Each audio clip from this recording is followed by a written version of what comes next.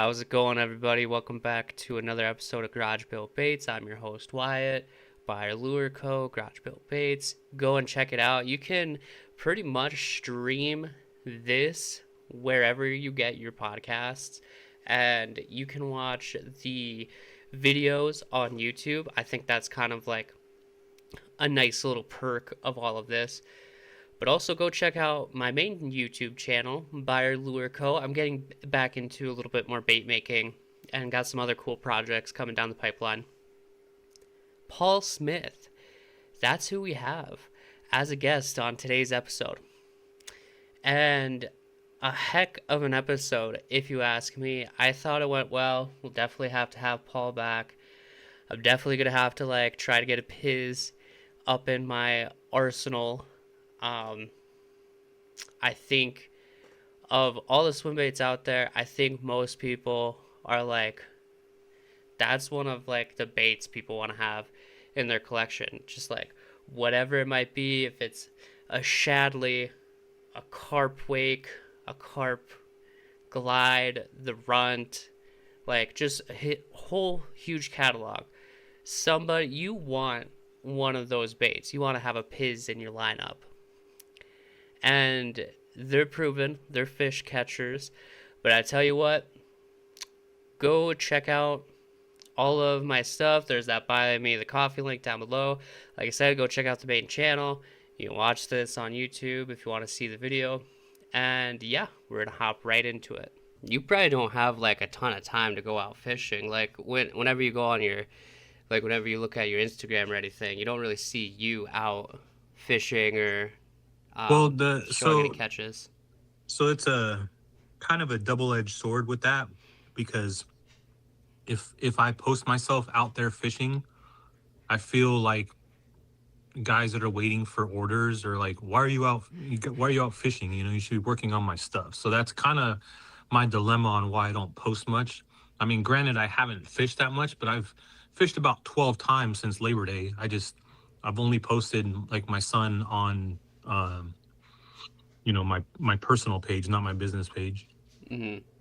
No, that's kind of, that's weird, because it's wouldn't you want your favorite bait maker to also have some relaxation and go out and go fish? Yeah. I mean, I'm sure some people have waited long, a few months for their orders, but it's not as long as some wait lists that I've heard. So it's not crazy, but yeah. Like I said, it's just that always in the back of my mind that I can't enjoy myself when people have pending orders. No, I get you. Well, we'll freaking just dive right into it. Probably a man that needs no introduction, but you can go ahead, introduce yourself, tell the people what you do. Sorry, I've been a little sick, but Paul Smith, aka Pizz. So that goes together with Pizz Swimbaits. Started out as Pizz Customs back in the day when I was just painting baits, but migrated to actually making baits and changed everything to now just Pizz Swimbaits. The whole business model is mostly just my stuff. I don't really dabble in the free painting anymore. I wouldn't say free painting, but painting other baits, or I painted for Hinkle for quite a few years, trouts and shads based on the colors that he wanted. So I didn't really have a whole lot of say in the matter, but there was I think one Bassathon where I actually had some creative control on that one. So that was a pretty good Bassathon. I wish they still had Bassathons, but they don't. But it is what it is. Yeah, I don't even know if I'm familiar with that. So Bassathon, it's Southern California show at a place called Anglers Marine. Anglers Marine is one of the bigger boat repair / tackle shops. They got a big yard. It's a sales place. That's where I bought my boat. And every year they would have a pretty big vendor showcase. Probably, I would say in their showroom, easily 20 to 30 vendors, maybe more. But yeah, I mean, it had, I think towards the tail end of it, they were in their like 20th or 25th year doing it. I remember their, anniversary stuff being in the 20 to 25 range. So yeah, it was pretty cool to be a part of. Met a lot of people early on. Also learned a lot of things early on about some people back then. One of those things is like guys would walk around with jerseys on with all these sponsors on, so you think that they were pro fishermen, but uh, ended up just being regular old people that just fished off the front of the boat and had a jersey for tournaments. So there are some pretty decent trails out there. So yeah, I mean the jerseys go hand in hand. It makes it look a little bit more professional, but all in all, they're just regular guys out there fishing. The real pros are the ones you see on TVs and stuff like that. Hmm. Before we like dive too far, you also have like kind of like more of an apparel kind of side of Pizz with Slaunch Mob, and that's like some pretty cool stuff over there, dude. Yeah, it is a interesting thing. So I I was always a fan of Slaunch Mob, even when Adam was doing it, and I would buy the apparel just like a normal customer, and I started talking to him more, and then I guess he got some job where he was going back and forth to Germany. I guess he worked for some type of brewing company, and I want to say had to been like 2015ish or so. I hadn't seen anything come out, so I put the idea about purchasing the brand from him, to continue it. And he said he'd think about it, and then I didn't hear from him for like a year. And then he hit me up. He says, "Hey, you still interested?" And I'm like, "Yeah." I go, "I'm still interested, to carry the torch." And he's like, "Well, uh, it would come with all the logos. I don't have any like stock, for you to buy. Um, but I'll sell you, the brand, and I'll sell you the Instagram, and I'll sell you um, all the uh, all the designs and stuff." He set up like a Google Drive or like a Microsoft Drive or something like that, and it has all the artwork in there. Some of the stuff nobody's ever seen. Um, that is either unfinished work or just stuff that I felt is a little too hardcore for what I wanted the brand to continue as.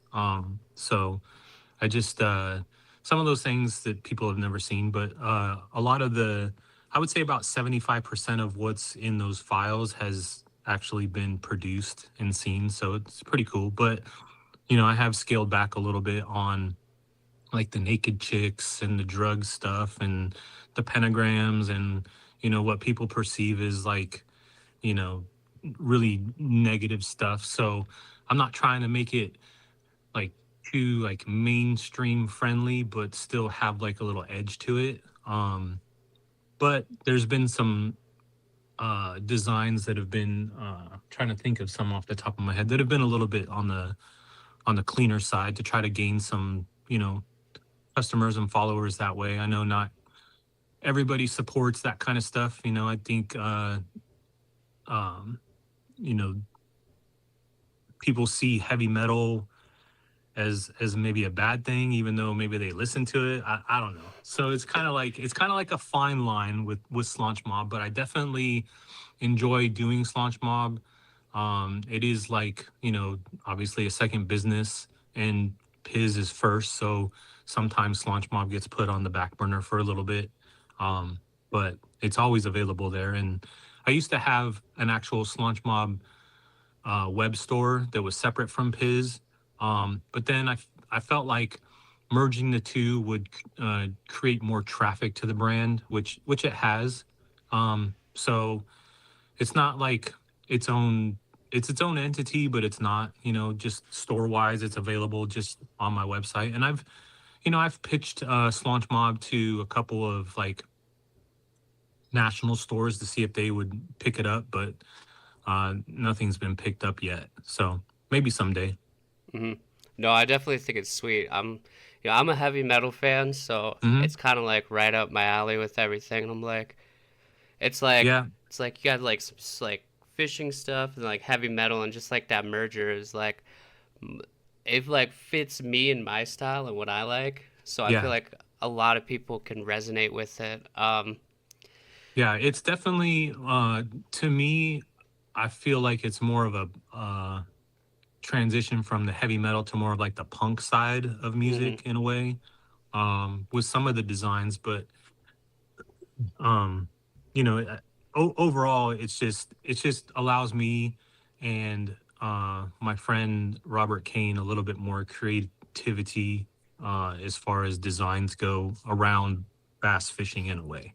So but we still do a lot of album covers, and try to associate it with the bass, the bass or the fishing aspect. It doesn't necessarily have to be a bass, but we've done quite a few different species of fish. I mean, it's just mostly geared around fishing. Mhm. And let's kind of like get into. So you started Piz with um, custom paint work and everything like that. How did that all Mhm. like get started for you with fishing and then getting into like lure painting? Yeah, so grew up fishing with my grandpa and cousins, mostly trout stuff.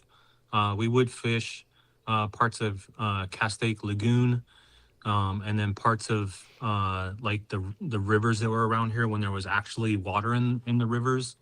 So we would do a lot of like river trout fishing and stuff, and we would just camp and cook the trout on the spot. You clean them, um, and then basically just grill them over the fire type of thing. That's what my grandpa really liked to do. I got pictures of me holding up trout and stuff when I was very little. Didn't really bass fish until probably like maybe like 2005 or 2006. Uh I want to say I got into it bass fishing. My friend in a bowling league used to bass fish and talk about it all the time. And um my one of my best friends in high school, his brother bass fished and bowled. So those two guys would always like kind of talk and stuff about fishing during league.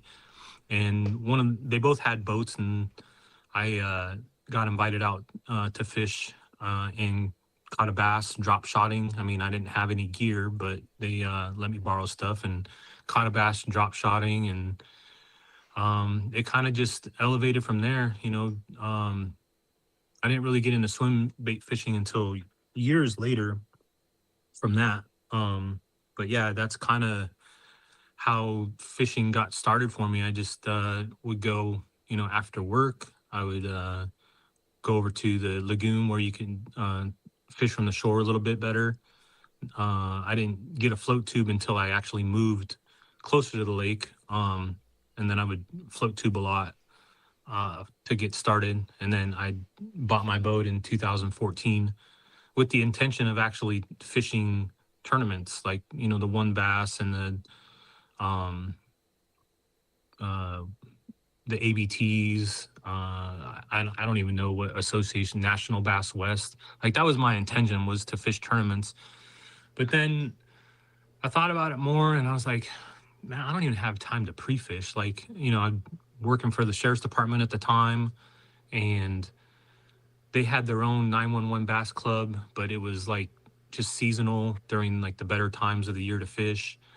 Um, But I thought, how am I going to compete against these guys that are actually pre-fishing and having time on the water and can go up to Clear Lake in the Delta for a week before to pre-fish? And I just couldn't do it. So I really didn't want to embarrass myself and waste a lot of money, fishing these tournaments just to get my head pounded in. So kind of just stuck with what I was doing, which was already swim baits at that time. But yeah, getting back to it, started painting crankbaits early 2007. I found an airbrush in one of the an airbrush and a compressor in one of the kitchen closets at the jail.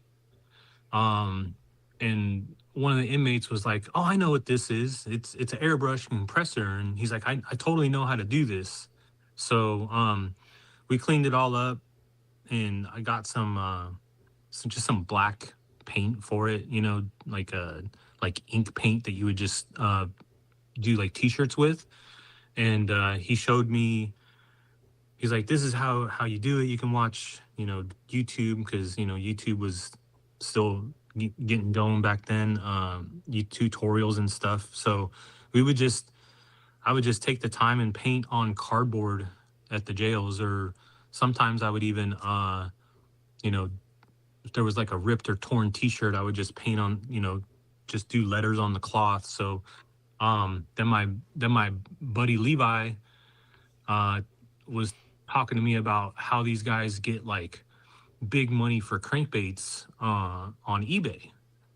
So I looked at that and I saw, some wiggle warts going for like 75, $100 for custom painted ones, and um, some other popular crankbaits at the time. I want to say like um, what's the like Rapalas and Strike Kings. Were fairly popular. I think um, I, I wasn't gonna paint some of the crankbaits that I had, just because they were more like I like the specialty tackle Junior D's, which was a really tiny body and it had a long lip. So having those 10-foot crankbaits was kind of ideal for me. And I never did paint those because they were so hard to get, and I didn't want to mess them up. But long story short, started selling crankbaits on eBay and just watching, some baits go for like 99 cents, and then some baits, go for like $8. But it was so saturated back then, even though there was literally probably five main painters on eBay. Um, like BB Lures was on there, and like Extreme Lure Creations. Um, Dwayne Beatty was one of them. So there was literally maybe like four or five main players on eBay, and it was still hard to get your stuff seen, you know, because they had put out those four or five guys put out so much. So I felt like a lot of stuff was getting kind of lost in translation. And then I want to say it finally caught on maybe a few months into it, but I was getting messages from guys saying, "Hey, can I send you baits to paint?" And I was like, "Yeah." I go, "That's fine. I don't want to always do eBay," because it was like hit or miss. So uh, this guy named Tom in New Jersey would send me just boxes and boxes of crankbaits, and at $10 a piece, I felt like I was, you know, making some good side money. I was just painting them, shipping them back, you know, paint, ship. I've told them I do like maybe 10 or 12 on the weekend at a time, type of thing. And then I had to build a workbench, so, like my garage slowly turned into a carport, or two-car garage into a no-car garage, because I didn't want to paint with the cars in there. Um, but yeah, I never thought that it would turn into what it turned into just by, painting crankbaits. I didn't even get uh, introduced into like hard swim baits until probably 2010 or so, when one of the National Bass West tournament directors that I was painting some crankbaits for sent me some triple trouts to paint. And I was like, I told him, like, I'll paint this. I just don't know if it's gonna last, because I have no what's it called? experience painting those things. So I was like, hey, I go, just try it and let me know how it goes. If it works good, cool. But I'm not gonna buy a $60 bait right now and paint it and then test it and all. Like I don't even have a rod for it or nothing like that. And just seeing what this trout turned out like, I was like, man, this thing's pretty cool. Like I would definitely throw it. And a couple of guys that were already throwing swim baits were like, yeah, you got to start doing it. And um, so I painted this. I got this triple trout and a Zuma rat, and I, uh, I painted like hair on it, like a fur look to it, and then I posted it on Swimbait Nation, I think. Yeah, Swimbait Nation, as just like a check this out type of thing. And I mean, that just kind of blew up. Like I must have got like 25, 30 messages just that day of painting their Nazuma rats to look like a furry rat. And I didn't even know what to charge. Like I was like, I'm charging $10 for crankbaits. So I figured, well, I might as well just charge $25 for these things, you know. And sure enough, it just that kind of started the whole swim bait thing. And then I was like, you know what, I got to try one of these things. And Levi and I went out to Diamond Valley Lake and rented a boat. And it was the first time I ever caught a swim bait fish was on the triple trout bluegill. So that was the Hmm. first swim bait fish. I clearly remember where we were at using a G Loomis rod, using I think a Shimano Cardiff, like the big, you Yeah. know. So I mean, the thing was bigger than my hand, and I could see the bait swimming, and I saw a fish come up and grab it, and ever since then I was kind of hooked on swim baits, but didn't fully transition until later on. I had actually painted that bait. I painted it like a crappie, um, because Levi said there was a ton of crappie there. Um, And I'm not even sure if that was my bait or if that was his bait and I was just using it. But like the intention was to go there and actually fish some swim baits because Diamond Valley was a lake where you could easily get bit on swim bait back then. Like now I don't know. I haven't been to Diamond Valley in quite a few years, but yeah, it was definitely one of those days to remember for sure. Hmm. No, that's interesting. I would have figured that like maybe your first swim bait fish would have been on like a Hud or like a Rago bait, something like that. Yeah, I didn't get introduced into the HUD world until a little bit later, I would say. I was just I think just painting soft baits and stuff were hard baits seemed to just catch my interest a little bit more. But um I didn't feel like it was a swim bait at the time, but now people will probably deem it a swim bait. But I would use a lead head big hammer, um, you know, type of setup, fishing the lagoon off the float tube. So I guess you could consider that swim bait fishing in a way, but I mean it's only like a 5 inch or 6 inch paddle tail on a lead head. But that was kind of like my first introduction into like the soft swim bait style. Um, I you know so I actually painted a lot of baits, crankbaits for the painter of Huddleston, Dennis Miller.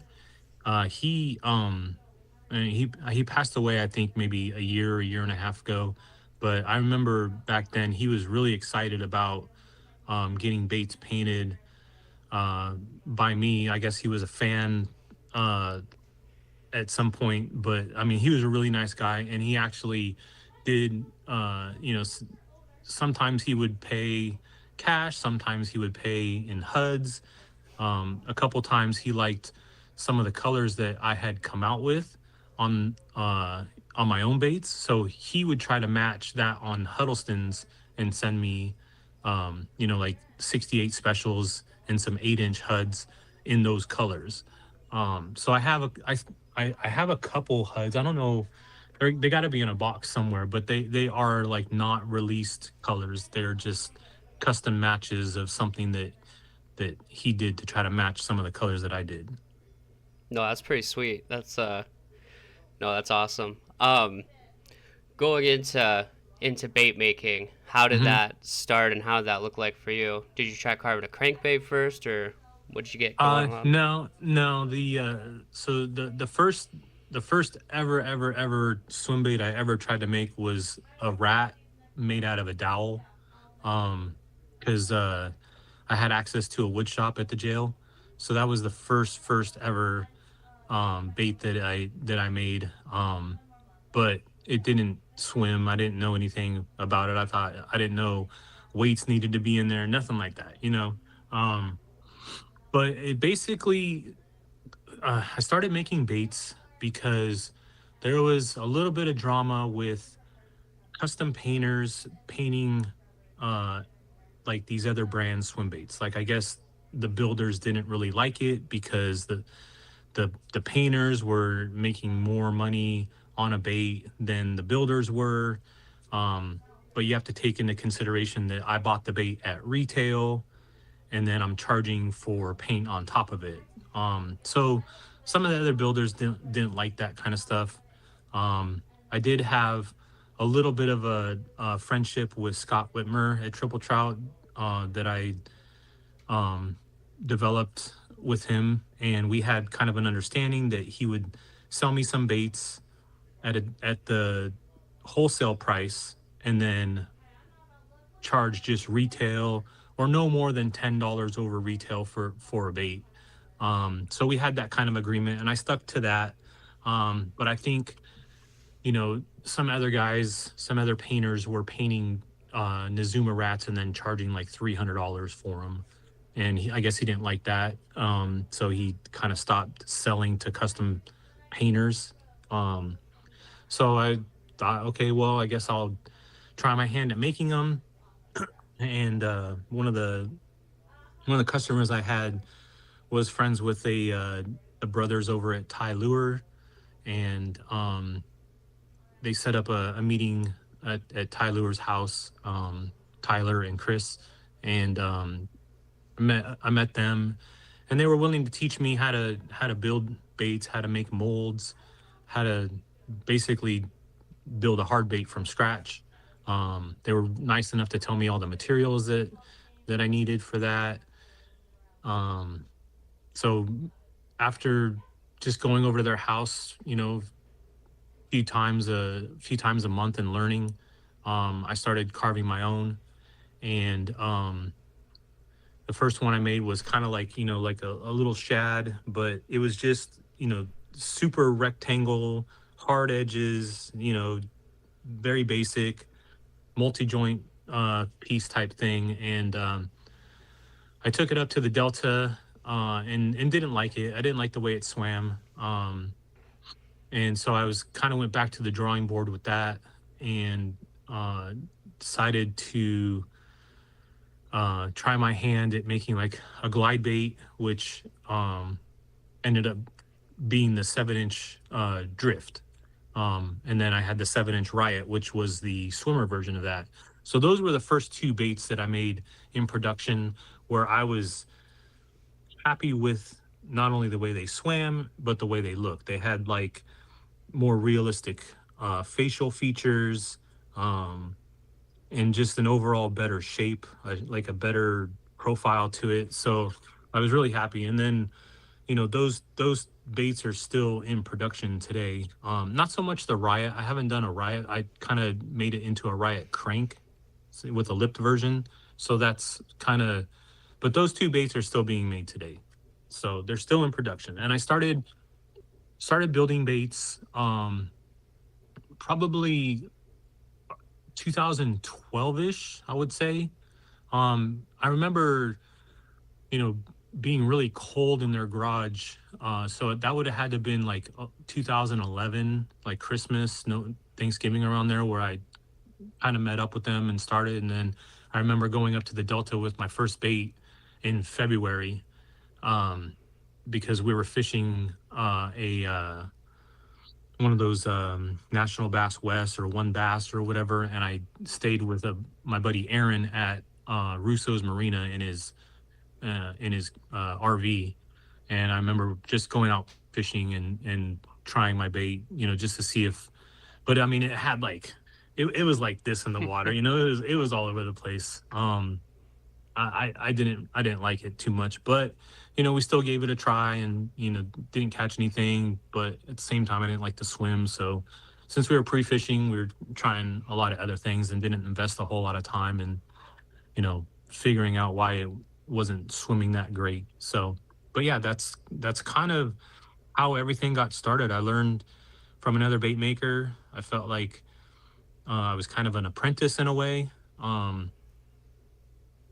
and I took everything that I learned from them, made it my own way. Didn't change too much. I mean, there's still the making part of it, of the technique that I still use today. Um, and then there's other parts that have obviously evolved into something that was a little easier, a little bit more seamless, that didn't require so much post work on a bait. But they showed me some things that obviously were high value and still used today. Mm-hmm. For sure. And what would you say was your first bait that like really took off for you? Like that was a big hit for Pizz. Yeah, I would say it probably would have had to been the drift. But the original Shadley was also a very popular one that kind of took off, just because I think people saw the more shad profile, whether they thought it was gizzard or threadfin shad. It was drawn off of a threadfin shad because we have threadfin shad out here. We don't have gizzard. Um, but uh, I had gotten a bait into the hands of Mike Long before like the whole Mike Long controversy. Mm-hmm. And he actually caught a really good fish on the drift and posted pictures and sent me stuff and kind of promoted it in a way. So that was kind of a big pickup because at that time, that controversy and stuff hadn't come out, and I think people still kind of maybe listened to him or wanted the things that he wanted or wanted to fish the way that he fished because he was, you know, proving that he was catching big fish. So, and like I said, it was all pre-controversy, but I would say that it was probably between the drift and the Shadley, which really kind of took off. But as I built the brand up and social media and was sharing more pictures, the carp glide, the beast bluegill got a lot of attention too. But they were all original body shapes. That have the only one that hasn't changed is the drift. The only thing that changed on the drift was the joint um style. That was the only thing that's changed on the drift. The body is still exactly the same, but the Shadley has changed, the carp has changed, the beast bluegill had changed. Um, yeah, the trout DDTs have or they weren't even called DDTs at the time. They were called. I think one was called like the dime piece because it was a 10 inch. It was a 10, so it was a dime. Um, but yeah, everything's kind of changed. As you work more with stuff and as you get better at carving and as you get better at building and stuff, you see things that maybe you want to change. And I remember when I changed from a more flat top, flat bottom, rectangle, whatever you want to call it, to a more oval style, like I saw a bigger change in the way the bait swam. I saw a bigger change in the way the baits actually looked, with paint on it. And so, I mean, it was a decent change where I think changing to a more realistic profile helped out a lot. And it was almost like graduating from, you know, his customs to his swim baits. Mm-hmm. That kind of felt like that was like an elevation change right there. Mm-hmm. Knowing with how like your baits look and then like coupled with your paint style, like your paint style, like you can tell when you look at something, it's like, oh, that's Pizz. Like Hmm. not just the swim bait, but also the paint, Hmm. and everything like that. No, you can definitely tell. Um, it's kind of part of the branding, if you will. Yeah, that How that everything that's looks. yeah, that's why I put a P logo on the side of the baits. As far as branding, I didn't want to sign. Like some custom painters would put their initials or sign. I didn't want to do that. I wanted, like you said, the paint to look like that was a Pizz painted bait. So, and then obviously with inspiration, you started seeing other, you know, influences where people started painting similar things that I was doing. So, you know, I would get a lot of questions like, "Did you paint this paint?" I'm like, "No. That here's the difference of what to look for between the way I paint it and the way someone else might be painting it." But yeah, there's definitely, and it was kind of a hard pill to swallow at first to feel like I was inspiring others, if that makes sense. Like, um, no artist wants to be copied, but at the same time, they say imitation is the best form of flattery, but it's also one of those things where I feel like, you know, if you're going to imitate somebody or something, give credit where credit is due and say I was inspired by this or I was inspired by that, like with my Star Wars paints, like I'm inspired by Star Wars characters or ships or, whatever the case, that's, giving credit where credit is due on inspiration. Mm-hmm. And coming up here pretty soon, got Star Wars Day coming up, Yeah, and I'm if wearing the yeah, the 2026 version. So Shadow Lord came out. So Shadow Lord was the inspiration for the new logo for this year. so is that going to be? Are some of the paints that you're going to do on baits, are they going to be kind of inspired by Darth Maul kind of esque? Uh, well, I haven't. So we're not quite there yet. Mm-hmm. I'm still building the bodies. But I want to do something, and I don't know when this is going to air, but I want to do something, inspired by Darth Maul. I have done a Darth Maul bait before, so I think I want to change it up just a little bit. But it's just, it's him being red face, black body type of thing with maybe some hints of yellow and gray. I mean, um, you got to find like what bait that would work for. A crawler would work, a rat bait would work, something on top.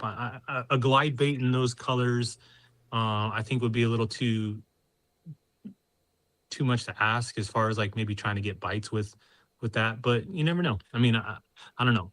We'll see. But I already have some colors in mind, and you'll have to see on Star Wars Day what they look like when they come out, or it might depending on how much time I have to actually work between now and then, it might be what something that ends up being a pre-order where baits get delivered later on. So, but for right now, the apparel is available to so people can have it actually on the 4th rather than afterwards. Mm-hmm. So that was something that I changed this year. Normally, I kept it all a secret until the actual drop day. And last year, I was so busy because of the Bassmaster Classic that I couldn't even catch up and do a Star Wars Day drop. I just did apparel, and then later on, I did a Saber Day for Labor Day. So I did a drop, Saber Day drop on Labor Day last year, and that was not for the public. That was only for my Instagram paid subscription. So that's another thing that's kind of evolved is social media and stuff where a lot of guys feel like they want like that insider information. They want to see things beforehand. They want to maybe uh, get something out of a subscription. So I started offering a subscription about 3 years ago now, and it's actually been doing pretty good. So I still see negative comments about, oh, it's just a money grab or whatever, but I think the guys that actually pay for the subscription are very happy with it. So and I've been a little bit behind, but I give away 2 baits every single month to, on a random draw of names. You get your own discount code. You get early access to all the apparel before it goes public. Obviously, we've had our own subscriber drops, and then the subscribers will get the information on when a drop will be. I've also gone to shows, and if you were a subscriber, you got to reserve a bait. You got to prepay for a bait. So I mean, there's a lot of perks to the subscription. So I feel like if that's something that you like, go for it. If it's not your cup of tea, no big deal. But it is what it is. I think the people that actually do subscribe are pretty happy with it. And I've also done like some um like how to's on the baits, like how to tweak or tune a bait. I've showed specifically how I fish certain baits, um and the cadences I use. I've done other swim videos. I've done reasons why I fish a certain bait at a certain time of year, why I wouldn't fish a certain bait at a certain time of year, gear ratios, equipment, rods, hooks, all that stuff. So I mean, we're covering quite a bit of stuff for paid subscribers. um and right now I think I'm sitting at about 307 paid subscription, so it's actually been pretty good. Mm-hmm. When you see like other bait makers having uh, like a subscription like that, or like a membership clubs, and so Yeah, you definitely get yeah, perks for it. I subscribe to Working Class Zero. Mm-hmm. I've always respected Mike and what he does. I know he gets a lot of flack for what he does and what he charges, but I mean, people don't see the whole back end of everything, of what bait makers that are doing it by the book have to actually pay for.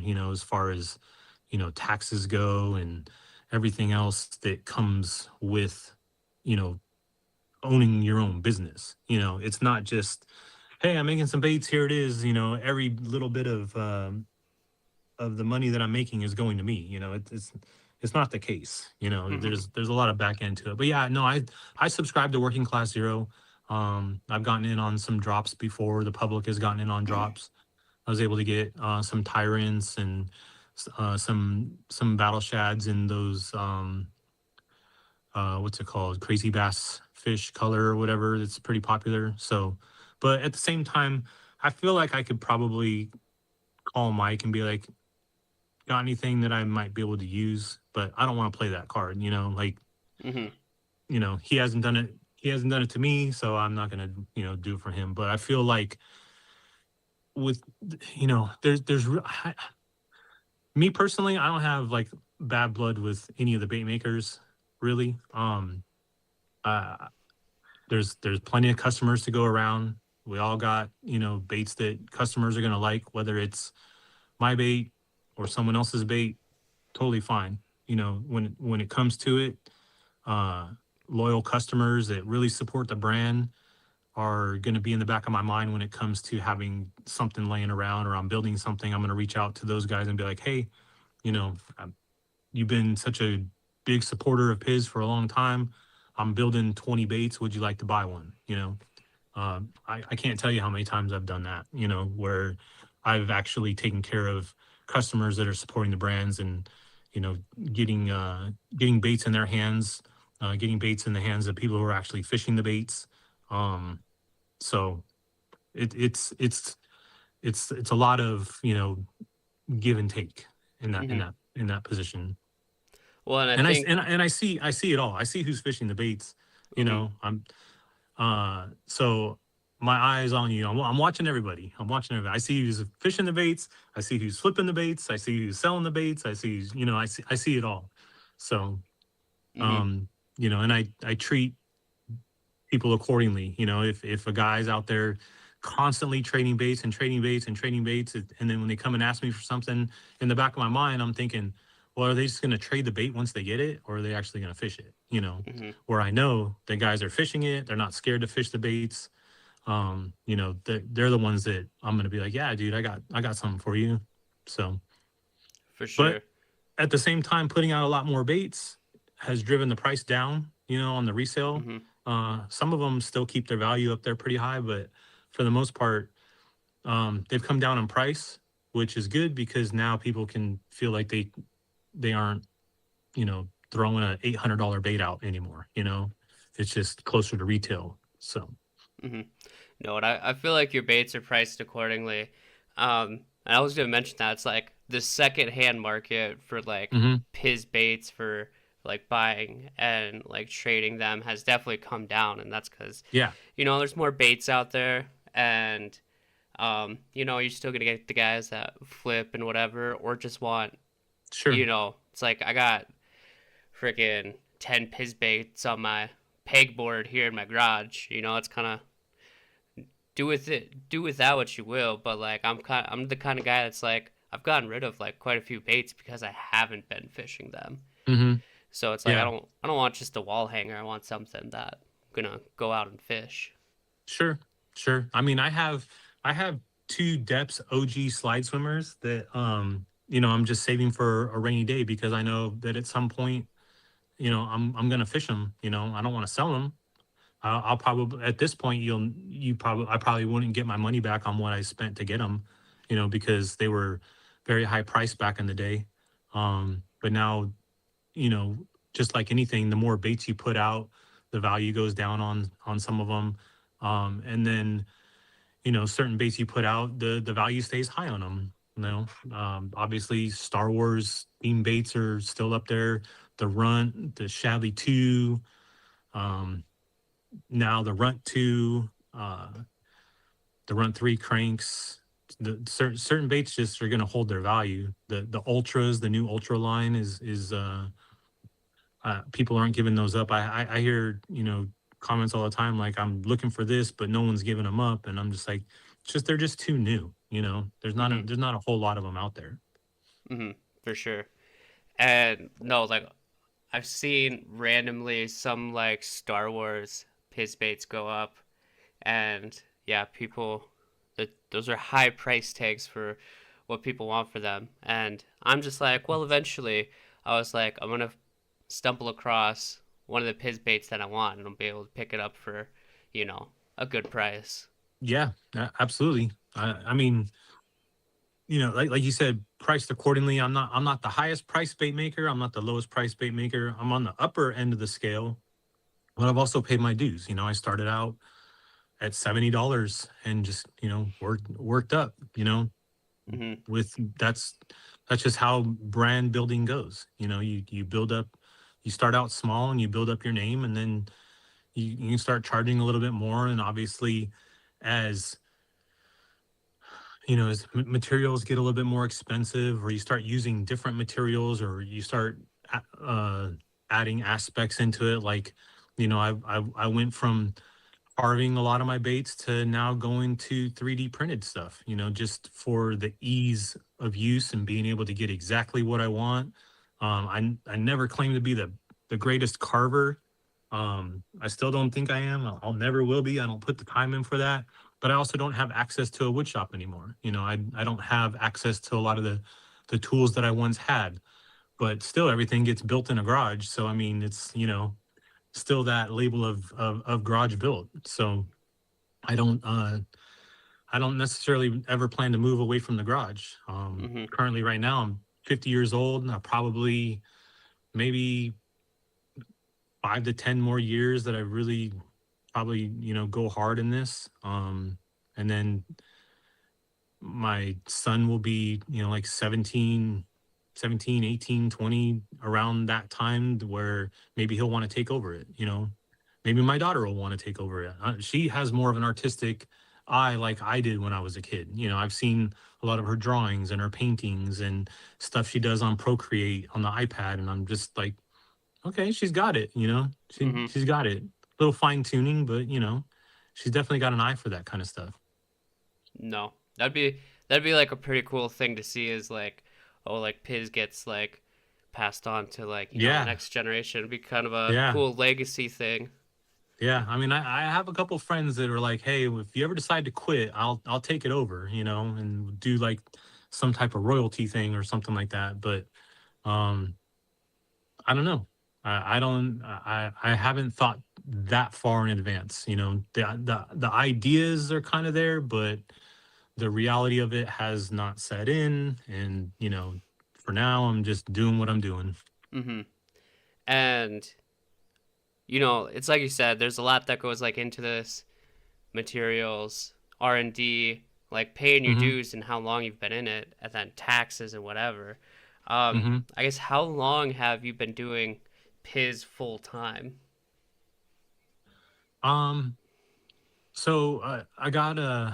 I got injured on duty when I was working at the sheriff's department. I got injured in 2017, March of 2017. Um, but um, I would say full time. I mean, I always felt like it was like a second full time job because once around like around that time frame, 2017, 2018, I felt like I could have already quit the department and done this full time. I just it's so hard to give up steady paycheck, benefits, 401k, all that stuff. So um, having a family, it was just it wasn't a leap of faith that I felt like I could make, and um, I, I don't know, I kind of got forced in a way, but it's always kind of felt like it was a full time job, like because when I was at work, I was always thinking about it. As soon as I got off work, I was doing stuff, so it just seemed like it wasn't a hobby anymore after about maybe 2016, 2017, and then in 2018-ish, I think I went to the Bassmaster Classic in Tennessee with Johnny Ellis and walked around selling baits out of a backpack, and people that were on Facebook and online groups and stuff, websites and forums and stuff, finally got to see in person what the baits look like. And then Swimbait Universe had Gathering One in Virginia, and that was when I think like the levee broke, where like the popularity just kind of took off. That people on the East Coast finally got to hold, feel, see, swim, fish, all that stuff. And I think at that point, that's probably kind of was like a very main turning point in the gradual upscale of things and popularity. Um, but it wasn't like a particular fish, like I know, like if you think like Hinkles and stuff, the 17s that was caught, it kind of really put things on the map. And I'm sure there was other fish, but I mean, in my mind and in my view of things, like usually it takes like an event, like a really big fish was caught, or like you know someone, let's say a pro was using a bait and it got noticed on TV, where certain popularities can skyrocket. Ultimately, it comes down to the fish, and I wouldn't say it was exactly one fish, but I would say it was just a group of things between everybody that was involved, fish catches. I think it came down to regular customers that had very little experience in swim bait fishing taking the chance to throw it and then catching, so it quickly built up their confidence because the baits are so easy to use, they're not difficult. It doesn't require a whole lot of action to impart. Like they just swim good, and they, right out the box, there's really not too much fine tuning that you need to do. Now, let's say you bought something secondhand, and there might be some tuning you need to do because you didn't buy it to the spec that maybe you wanted, or the person that was selling had no idea if it was a floater or a sinker or how fast it sank or whatnot. um, and then I've seen instances where guys were like, man, this bait sinks so fast, and I'm like, well, just send me a picture of it, and they have like what, way oversized hooks on the bait, so obviously that's going to create a totally different, view of the bait. So, you know, I think the most important thing that a swim bait fisherman can do for themselves is to educate themselves on hooks, size hooks, split rings, what different lines do to your bait in the water, and then obviously gear ratios on reels. for whatever reason, everybody wants to go as fast as they fucking possibly can with these 8-to-1 gear ratios and high 7 gear ratios. And I'm just like, what's the rush? Like, swim bait fishing is not, I mean, yeah, it's a reaction, but it's not supersonic reaction, you know? There's only been very few times in the summer where I'm fishing, you know, a lipless 4 piece like as fast as I possibly can to try to get a reaction out of a bait, out of a fish that's coming out of like bushes or vegetation or whatever. You know, normally for me, like I'm probably the slowest swim bait fisherman on the planet, you know, outside of a soft bait, you know, and just crawling it. But like my cadence is very slow, except for like summertime, or if I feel like they're reacting to like more of like a twitch, you know, erratic type of thing. But otherwise, like when I'm fishing with other people, like they're making their second cast before I'm like all the way in. So you know, my cadence is very slow. I use very low gear ratios for the torque because when I get a fish on, I'm trying not to bring in 40 inches of line, you know, with one turn with a big fish on it. You know, I think people tend to miss fish that way too. I feel like the bait needs to be in the strike zone longer, and if you are pulling that bait fast through the strike zone, you're not in the strike zone long enough for the fish to react to it. Just personal preference. Everybody fishes the way that they fish, but with the involving of like, you know, cast to catches that are out there, and you know, I you can see the way people are fishing, and I'll never tell anybody that they're fishing the wrong way because there is no real wrong way to fish, but there's definitely a sweet spot when it comes to, you know, fishing certain baits, obviously. Mm-hmm. No, and I tend to fish like way too fast as well. Yeah, I just get like I feel like I get excited, you know, yeah, and I'm like I need to like slow this down. Like it can like you know sometimes I just need to tell myself it's like all right, just like yeah, glide it over, just let it sit, yeah.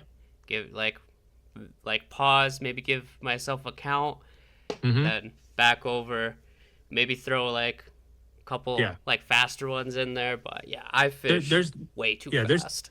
yeah, there's definitely a time to cover water for sure. Like if you're not getting bit and you're just trying to cover water, that's perfect. You know, if you're on a boat and you're just paralleling the bank or like 45ing the bank or whatever to try to catch, you know, to just see if you can get a reaction just to, for followers or for anything, you know. But I mean, you know, I've always kind of, you know, yeah, I'll make a few casts on a point and then leave and then come back or whatever, but I'll literally dissect that point for at least 4 to 5 casts, you know, in different random angles to try to see if there's even a fish that would come and look to remember that the next time I come back, okay, he liked it from 10 feet off the bank over the point versus on the bank, you know, to 10 feet out. So, you know, just different things to pay attention to. Uh, Obviously, it's nice to have the fishing basics from conventional fishing in understanding, but a lot of times people just jump into swim bait fishing and have no concept of conventional fishing or education on fish migrations or what fish are doing certain times of the year, where fish would be staged, how fish would be, you know, looking in a certain direction based on the current, you know, a lot of things to learn. You know, I don't know everything, and I'm learning every single time I'm going. Um, but at the same time, you know, it's a labor of love when you're out there. You know, you love fishing, but I mean, it's work sometimes. You know, it especially high pressure situations, or even if you just haven't been out in a long time. You know, you have no idea what the fish are really doing, but you have a mental note or um, I don't know, like not a diary, but like a log Hmm. of you know, so you can kind of say, okay, let's say during this particular moon phase, the fish are usually like in this area this time of year, or like it's summertime, so the fish are out like in a deeper area or suspended over. And then with forward facing sonar, you can easily find suspended fish, like fish you didn't even think would be out there in the middle of nothing or just out there hovering. And it's like they're out there with forward facing sonar and easily, not easily, but at least you can get the fish to look at your bait. Whether they hit it or not is different, but at least the fish is there and you can actually throw to it. Mm-hmm. For sure. One of the things that I like to do, or if I haven't been out for a while, I'm not quite sure what they're gonna do, is I'll throw a spinner bait first and Hmm. just see if I get follows or hits, and then it's like if I get follows, it's like all right, maybe they might eat a swim bait or chase it, or it's like if I don't see anything, it's like all right, I'm gonna slow down, maybe throw like drag a soft bait, or throw a jig out there, drag a jig around. Yeah, I mean, it definitely helps having uh, experience on a certain body of water where you actually kind of know certain areas that produce better than others. I've been fishing a lake that I hadn't fished in probably like 15, 20 years. So I'm basically relearning that lake now. And what I'll do is if I see, a good fish follow a bait, I'll mark the spot and then come back to it either later that day or another time to see if that's a fish habitat, if that's where a big fish will normally stay, and then increase the odds of potentially catching that fish. So a fish point or a wall or a flat might look juicy, but if there's no fish on it, I'm not going to invest the time in going back to that spot. I'm going to try to invest more time in going to spots that I think or that I know that I've actually physically seen fish there. Mm-hmm. And as far as your boat setup, what kind of electronics are you running? I have Garmin everything right now. So I have the nine, I don't know, nine in the dash, and I have a nine on the bow, but then I have a 12 for the LS34. So I have the live scope on the front, and then just like the trolling motor mount so that I can pan wherever I want to see. And then I have the Garmin. What is it? The Force 100. I think that's the name of the Garmin. The Force 100. I don't think it's the Ghost. I think it's the Force. So I have that, and I have a Ranger Z 119C, 225 on the back. Like I said, I originally bought it try to do some tournament fishing and to get to some spots faster, but didn't pan out. So it's kind of funny. You got all this power and stuff on the boat, and you can only go 35 miles an hour on California lakes anyway. Most California lakes Yeah, have no, like have a speed limit. no. So out here, me and my girl, we were out on, we had a tandem kayak. We were just kind of going along, paddling along, and I don't know what this dude is doing, but he like it's not a very big lake, but this Hmm. dude like hammered down, opened it up from the boat ramp to like I don't know, 200 yards across the lake to Hmm. fish like some granite cliffs, and it's like you just like waked us out. Like we were Oh yeah, freaking going like this, and yeah. I was like, dude, you're not in the Bassmaster Classic. Try to catch a I big know. check, like you're just going across the lake. No, so Hey, sometimes you got to let the big dog motor eat. It's got to chew up some gas. yeah, I don't even know about that right now. Yeah. I feel like I don't. One, I don't want to get a ticket out there for just going fast for no reason. But yeah, when I go up to like Clear Lake, or the last time I was at Clear Lake, I was like, it was glass morning, and I'm like, I just want to see what the boat can do. And like I got up to like 71 and a half or like 72 miles an hour, and I'm like, this is just fascinating. Like I know what it can do now. It could probably squeeze another 1 or 2 mile per hour out of it, but I'm like, it's too fast. Just Mhm. it's just not worth it. It's fun, but it's not worth it. Mhm. No, dude, that's crazy. Like how fast Yeah. that'll go. Holy Yeah. smokes. So you said you've been doing this podcast for a couple years now? A couple of years, it's been very on and off, dude. Yeah. Like, um, just life. With you got random stuff that'll pop up and Mm-hmm. whatever, and then um, it's just kind of hard to like kind of schedule stuff with people as well.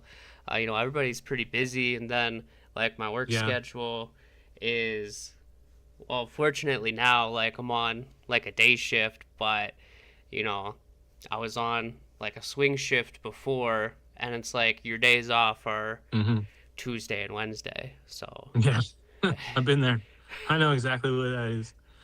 Mix in a 16-hour shifts with that, and it's, I don't know if you do 12s or if you do 10s or whatever, but we had 8s, and there was so many times where people would call in sick and you get stuck for another 8-hour shift. So luckily, I don't have to do that anymore. If I'm doing a 16-hour shift, it's probably a few days before the show because I'm still got stuff to do. mm-hmm, But yeah, ever since I've been retired from the sheriff's department and doing this, like I've had more free time and stuff to do. Um, some of the things that I really enjoyed doing, I've recently got back into golf. Recently got back into photography. So I'm just kind of juggling all that stuff around and making baits. So literally, I wake up in the morning, get the kids ready for school, take them to school, and then I'm in the garage at like 8:30. Um, get some stuff done, eat some breakfast, get back to work. Eat some lunch or whatever if I have time, or I work all the way until like 2 o'clock, and then I got to pick up the first kid at 2:30. So mm-hmm, um, normally, if I don't have a show, I won't. After 2 o'clock, I'm done for the day. Like I got kids stuff to do. I got soccer practices, or we go to the LAFC games. During the season, big soccer fan there. But yeah, it's either soccer, equestrian, or baits. Like that's kind of been my life. Just like this weekend, I'll be in a soccer tournament for Ethan. mm-hmm, Next weekend, I'll be at a soccer tournament for Ethan. So it's just like you said, it's juggling of time. So, but at the same time, like yesterday, I went to the driving range and hit some golf balls, and didn't think about baits, and mm-hmm, so I'm trying to make it so that I can enjoy life, work on baits, and not make it feel like I'm just stuck in the garage all the time. Even though I truly enjoy being in here. I got TV back here, I got music over here. So it's actually entertaining to work on baits and listen to movies or TV or music or whatever. But yeah, that's I I, I don't watch uh anything like any new series or anything. I don't watch while I'm working because I truly enjoy like mm-hmm, seeing everything and not having to go back and watch it again. But like if it's something that I've already seen, I'll put it on the TV, and just have it as background noise. mm-hmm. So, as far as like the new Darth Maul series go, without any Hmm. spoilers, what do you think of it so far? I'm pulled in by it for sure. Like Darth Maul, one of my uh one of my favorite characters. Um he didn't really have much uh part in, the actual Phantom Menace. Mm-hmm, Um because he was killed off, but in like the Clone Wars, he played a big part. So yeah, just his whole character, his demeanor, his the voice of Sam Whitner. Just it's just I like Darth Maul a lot. I think it's a good arc character for sure. mm-hmm, But yeah, Shadow Lord is I think is great. There's definitely things that in it that I had to actually go back and look and be like, I don't remember like this character being a part of, the Clone Wars and the animated stuff. But yeah, it's definitely pretty cool. It's really cool. So there's already been 4 episodes out now. I think they're doing 2 episodes a week. mm-hmm. Yeah, I haven't dived into it yet, but I was going on a tear there for a little bit. Um, if I was at like the gym, like on the bike, it's like, all right, Mm. I'm gonna throw on like some Star Wars because like on Disney Plus they have like they have a section where it's like timeline order of Oh all the yeah. Star Wars stuff. So I was like, Mm-hmm. I'm gonna do this whole thing, and so it starts with like the acolyte and then like keeps going. Mm-hmm. Um, so it's like, well, I've already watched the acolyte, so it's like watched, episode one, and then I got hung up on a episode 2. Hmm. So I'm like, I need to like get back into it. But yeah, I've Yeah. watched It probably most of the shows that they have on there. yeah, it took a really, really long time. I would say it probably took me a year to watch all of Clone Wars on the animated side because it's 7 seasons.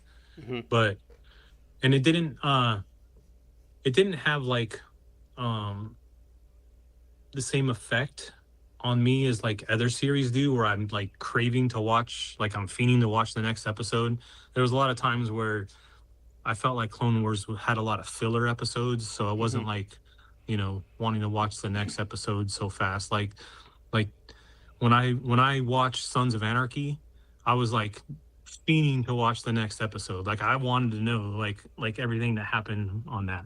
What baits you said you had some Pizz baits on your wall right now? Dude, I don't have any Pizz baits on Oh, my you don't wall. have any? Oh, No, okay. I thought you said you had like 10. no. I was just like, as an example, like people that have them as wall hangers. Oh.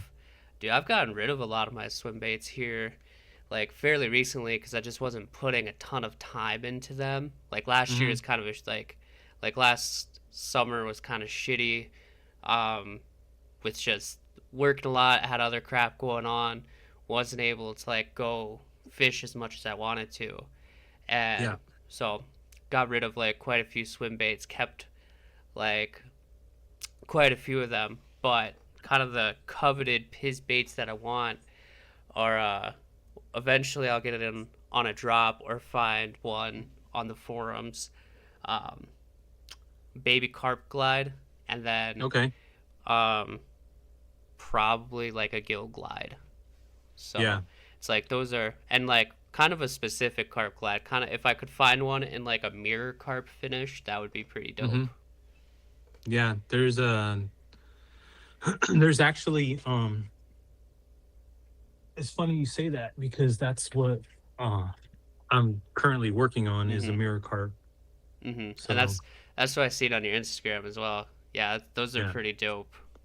Yeah. So that'll be coming out this summer, and hopefully everything works good with the building process of it.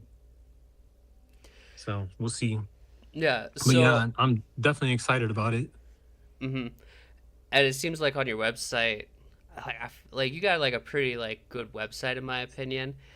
Uh, you don't really do orders as much anymore. It's kind of seems like it's going more towards like a drop style for baits. Yeah, I mean, I kind of do orders behind the scenes. Mhm. Um, it just it just kind of depends, if I'm doing shows, which I hadn't really planned to do any shows really this year. But I've been asked to do a lot of things, and it's nice to have a little extra money. And then it gives me kind of motivation to build in bigger numbers.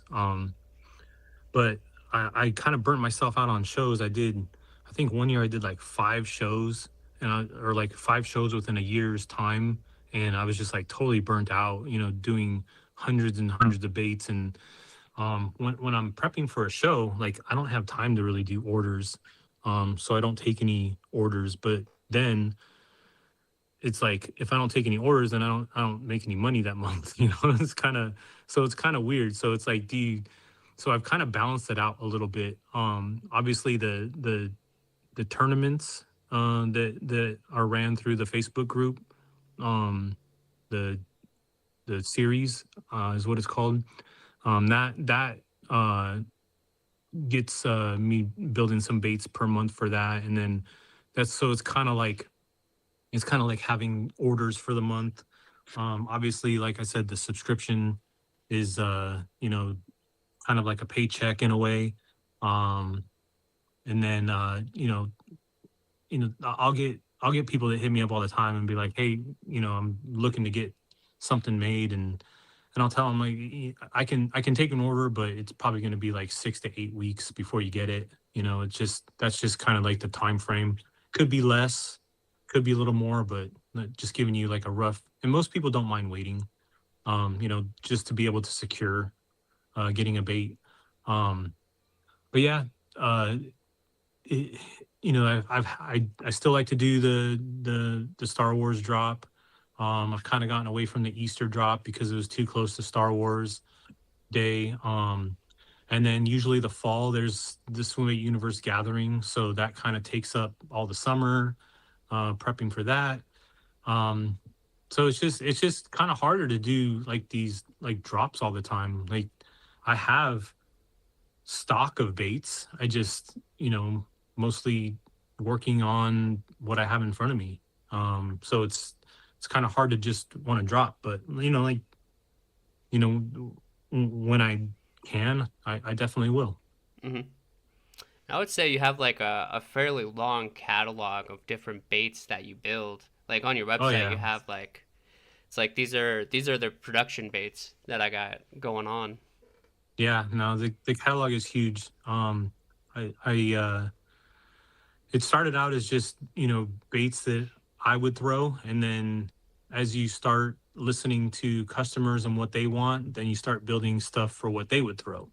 Um, which with the help of, CAD and 3D and stuff like that, like I can take, this bait that's currently 8.5 inches and we can shrink it down to 7 inches, or we can upscale it to 10 inches. And then so with one with one body, there's so many different style baits you can make. You can cut it into a couple pieces. You can make a wake bait out of it. You can make a lipless swimmer. You can make a crank down out of it. So, that's kind of what I've done with all the baits. So let's say there's maybe only like 8 main bodies, but out of those 8 main bodies, we've made 64 baits out of those 8 main bodies, you know? So that's kind of the beauty of how technology has come about. It's definitely made certain parts of it easier, um, with the same feel as like it's still something that you made. It's still something you created. Like even though I didn't carve one thing out of this, like it's still kind of off a body shape that I've already made. So Hmm. I kind of know that it's going to work the way that I anticipate it to. Hmm. For sure. And what would you say right now has kind of been like your favorite paint pattern to do? Paint pattern? I do so many. Uh I guess it just depends on the body style. Like since I've released the Ultra lineup, which is, like a Gizzard Shad Ultra and like the Shadley Ultra, um, those have been pretty fun to paint because with the scales in it, it just kind of takes on a different look. So I'm able to do like a lot of different shading and highlighting techniques that really accent the scales, the cheeks, the facial features, the just the overall features of the bait. Um, but obviously my ultimate favorite are the Star Wars baits. I get to be very creative in trying to make, you know, a theme of some character or something in Star Wars look like a fishable bait. So that's kind of fun to me. Hmm. No, and But they're sweet. yeah, no, I appreciate it. And then I had a question from a subscriber. He wanted to know what my favorite bait what my favorite bait is, and the Shadley 2 is my ultimate favorite bait. Like I've got more of that bait than any other bait. I've probably caught more fish on that bait than any other bait. Hasn't always been the biggest fish, but it's been like probably my most confidence bait, knowing that if if I don't know where a lake or something that I'm fishing, that's one bait that will always be tied on first. Um, so that's probably one of my favorite baits of all time. Um, Bluegill wise, the Runt 2 or the Sunny Shallow glide baits are probably my favorite, and then the Beast Wake 3-piece is probably my ultimate 3-piece or my ultimate bluegill favorite bait. Like uh, I've just that profile, that thickness, that sound that it makes, what it does on top of the water. Just for me, I just know that a bite is coming. At least that's how I feel. Mm-hmm. Um, Not every time of the year, obviously. When it's colder, I'm not going to throw a wake bait as much unless I see something on the screen that would trigger me to want to throw something on top.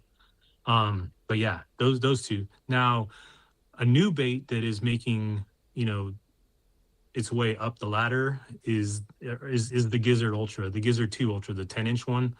That bait has drawn more fish out than I've seen in a while. Hasn't produced the bites that I needed yet, as far as like hooking up, but just the drawing power of it and the way that it swims in the water is quickly it's supplanted the FG, which is the full grown Shadley Glide.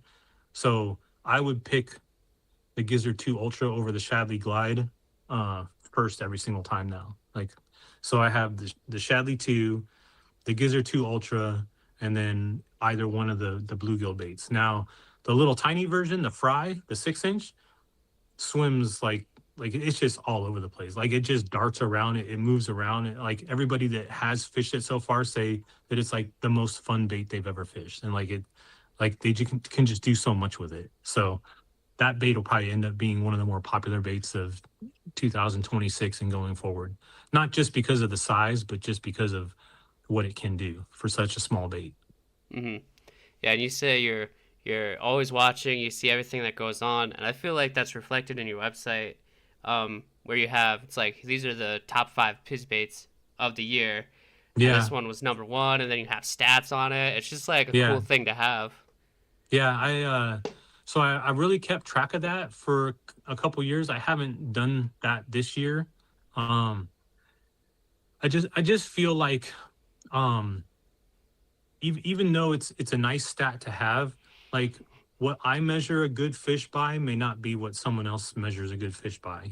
So I feel like 7 pounds is kind of like, you know, the solid good, and above. Obviously, double digits are nice, but not every state even has double digits. So, it's kind of it's a hard marker to really kind of go by. But at the same time, I don't want it to just be this perceived thing that I only, that his baits will only catch 7 pounders or 6 pounders because that's all I post. I'll definitely post, a guy catching a 3 or 4 pounder, just because that's what a lot of people can relate to. And just the fact that, it is catching fish is enough to build the confidence in a bait. So if someone sees, okay, this bait can catch fish, and that's what they want because they just want to go out, catch fish, and have numbers, that's fine. There's also those trophy hunters that only want to catch big fish, so they're only looking for a bait that's going to catch big fish. So, and then what's their marker? Is it 8? Is it 9? Is it 10? Is it a teener now? With everything going on in, Texas and Mexico. So it's like, you know, where, you know, where does a customer go to find, the bait they're looking for now? So I always try to put the best foot forward and showcase not only what the baits can do, but what the baits look like. So that's where my photography side of art kind of comes in and takes more artistic style pictures from the ones that I post. Now, let's say if someone invites me to collab on their post, that's their photo, that's their picture. So it may not look like something that like a picture that I've taken or something. Mm-hmm. No. And with that being photography, like I want to get out there and shoot pictures and videos of like other people fishing, for my own catalog and for my own purposes.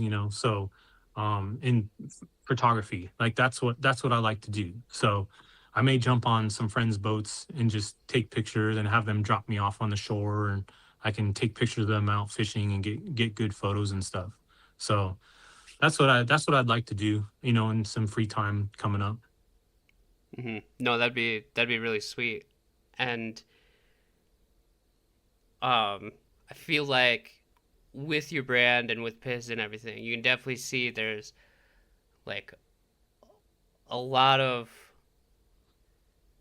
I feel like there's a lot of thought that goes into it, Hmm. and like what you put out there like really reflects like your artistic side and everything, because you know everything from like the no skunks like picture and like Mm-hmm. stuff that you got going on, and Mm-hmm. just the whole wide range of different things that you have are pretty sweet, like the like, kind of like more American traditional like stickers and all that. Those are all sick. Mm-hmm. Yeah, I mean that's my style. That's my tattoos is all American traditional. That's just a style I like a lot. And if I definitely like incorporating my creativity into all aspects of the brand, not just the baits, but also apparel. Even even if it doesn't sell, I still like doing it. Like I have cabinets back there that have apparel in it that's just been sitting for a while, and they're on discount on the website, but I still enjoy doing it and still continually put out new logos and stuff like that. That's just always what I've liked doing, so I just stick with it. Should I probably slow down on some apparel and work on more baits? Probably, but I don't feel like the apparel really gets in the way of bait making. So continue to do it and continue to put out slaps and put out logos and different artworks. And working with Robert Kane has been really fun. So it's been nice. He's a great artist, great talent, and I appreciate all that he does, for both brands, both Piz and the Slunch Mob. Hmm. No, dude, and that's like half of fishing is like looking cool while you're out there. Gotta have your. Oh shit. Yeah. Yeah. I mean, you definitely want to uh depending on your style. I mean, you could be like the homeless fisherman and not wear a shirt and no shoes, nothing like that. It just depends on your style. Of what you like. But yeah, I definitely I like colorful things. I like, rocking logos out while I'm doing stuff. I Robert Kane and I have talked about starting a golf brand apparel company. So we talked about a bunch of things. I started like a photography social media called Perspectives by Piz, just so that I could have an outlet to doing other things. So that, like I said, it's just like an all inclusive thing where I just like, it's just not one stagnant thing. It's just so many different things that catch my attention, and I want to put it out for people. And if people like it, they get it. And if they don't, it's fine too. It's I want to say it's a brand for everybody, but it's not a brand for everybody because of the price tag on certain things. People don't want to spend $300 on a bait when they can go and get two or three other baits for $300. Hmm. Which totally fine. Whatever you want to do. But I value my time. I value what I've built, and I feel like I've kind of built the reputation of having like a higher tier of stuff that's out there, and that's why it's priced at a higher tier. So For sure, dude. Um, Wrapping it up here because I don't want to take too much of your time. People want their baits. But yeah, well, I don't think I'll be working on too many baits today. By the time I got some stuff to ship out, and yeah, that today will be another shipping day. So there you go. But really appreciate you like coming on, taking some time out of your day to be on this little podcast and talk with me. I think people really enjoy it. Um, you probably don't need to. People probably already know where to find you, but go ahead, plug your stuff, website, sure. Instagram. Yeah, pizzswimbaits.com. Instagram is Pizz Swimbaits. Other Instagram is the Slaunch Mob.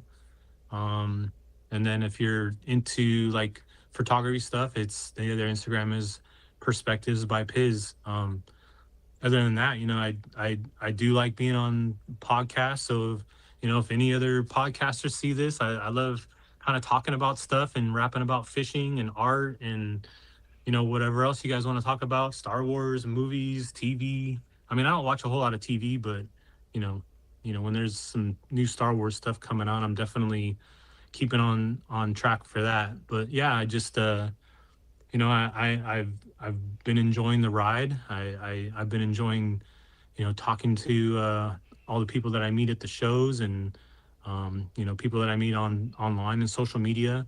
I know sometimes I could come off a little standoffish or a little short or whatever, but I am busy during the day.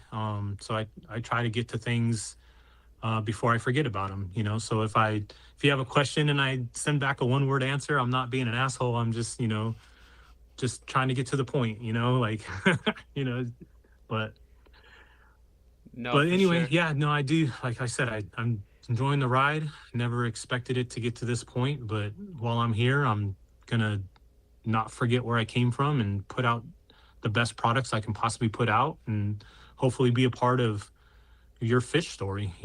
I think just based on the amount of broken PBs and big fish that are caught, like I think people have a story to tell, and if I was a part of that, I mean that's awesome.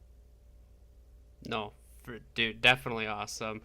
Um, Real quick, don't be afraid to slide into Paul's DMs. Like I was a little nervous. I was like, it's like either he's gonna see this or he's not. He's either gonna say yes or no. But I just was gonna shoot my shot.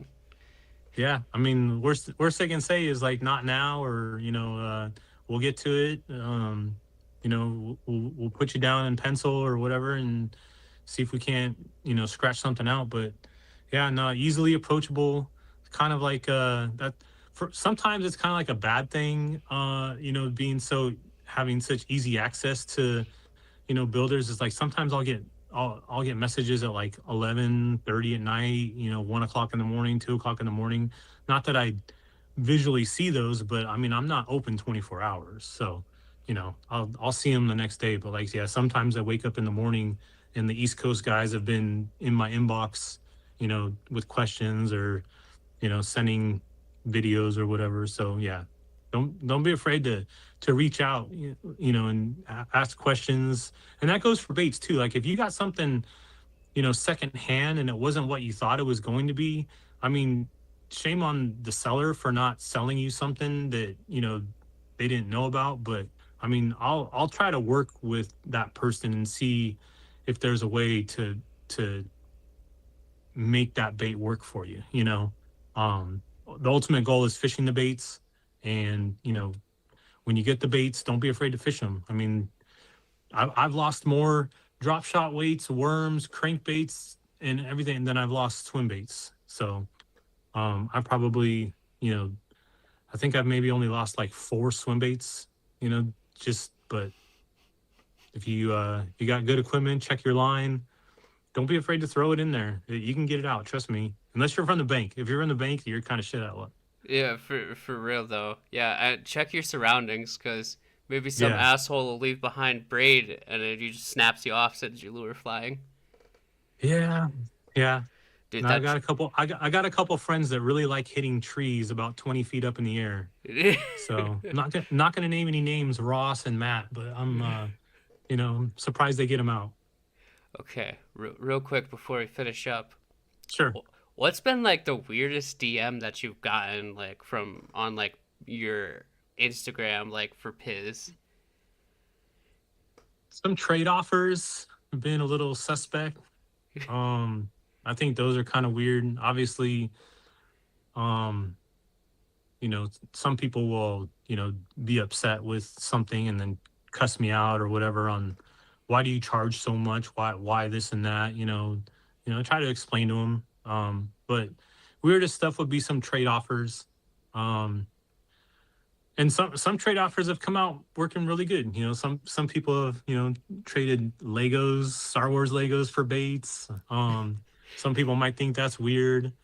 I've traded camera equipment for baits. But yeah, I don't know if some of the weirdest ones actually people mean it. I think they're just being trolls or funny or whatever. But yeah, a lot of trade offers. Like I'm not in the trade market, but once in a while something will catch my attention for sure. Dude, some of those Legos are expensive, dude.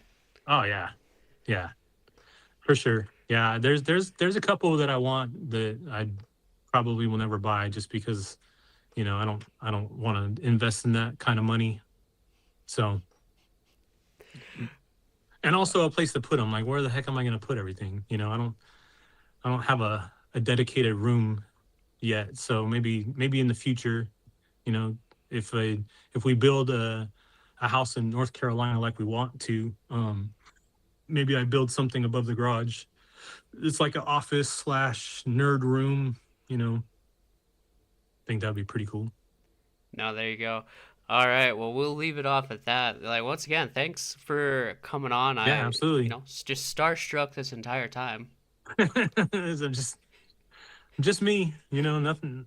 Just me. I just build baits. All right, well, perfect. Thanks again. Cool, man. Thank you. Have a good one.